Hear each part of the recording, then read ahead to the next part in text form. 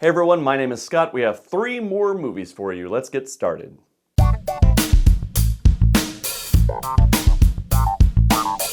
Ingrid Goes West is a 2017 thriller which stars Aubrey Plaza and Elizabeth Olsen. Aubrey Plaza plays Ingrid, the title character, who is having a series of life setbacks, but she is a very clingy personality, and she discovers an Instagram star played by Elizabeth Olsen, decides to befriend her, and then move to LA to be best friends with her. Of course, their friendship is based on a lie and a bit of stalking, so Ingrid spends a large part of the movie trying to outrun the truth. For the first half hour or so, this movie is really well done. The way online lifestyle is portrayed, along with Ingrid's clingy personality, is very compelling, if somewhat unsettling.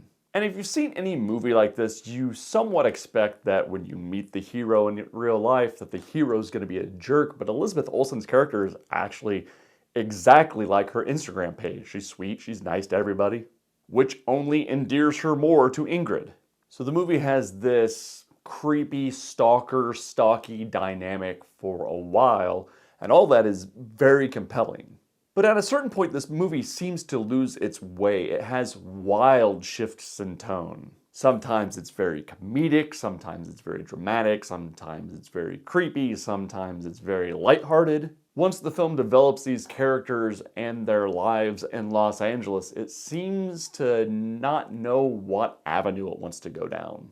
So the train wavers on the tracks, but the movie does stick the landing, with an ending that, while shocking, is inevitable. The performances from both leads, both Aubrey Plaza and Elizabeth Olsen, are both great, especially Plaza, who seems built to do this role. And it's an interesting shot at online lifestyle and its pitfalls. I enjoyed it, although I wish it was a little more focused.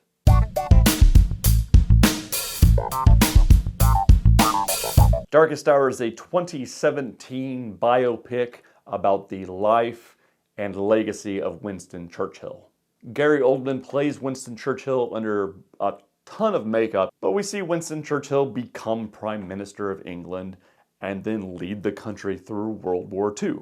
The film's B-plot is interesting to me because on this series we've also talked about Dunkirk, and the B-plot to Darkest Hour is Winston Churchill's perspective on that rescue. I think Darkest Hour would be a good first feature and a double feature, including Dunkirk, for that reason. It was fun to watch the rescuers portrayed in this film.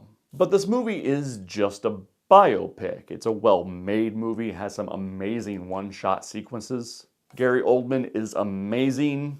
Of course, he won the Oscar for Best Actor for this role, so that's not a surprise. And the movie has some really compelling sequences. One standout sequence that I'm reminded of is a scene that happens inside of a subway train. Of course, since he's Winston Churchill, he's immediately spotted on the train, and he strikes up a conversation with the common folk. And their conversation is very sweet and entertaining. I really like this movie. I think Gary Oldman is the reason to watch this movie. I don't know if it's one of those that I would revisit very often, but I did thoroughly enjoy this movie. I was very entertained.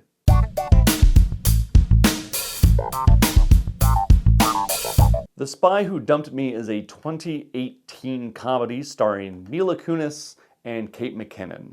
Premise is Mila Kunis' boyfriend is secretly an assassin, and he enlists their help and shoves these 2 women into an international conspiracy. The movie starts funny and inventive enough. It's entertaining when these women who aren't into the spy game are shoved into situations where there's ultra-violence happening all around them.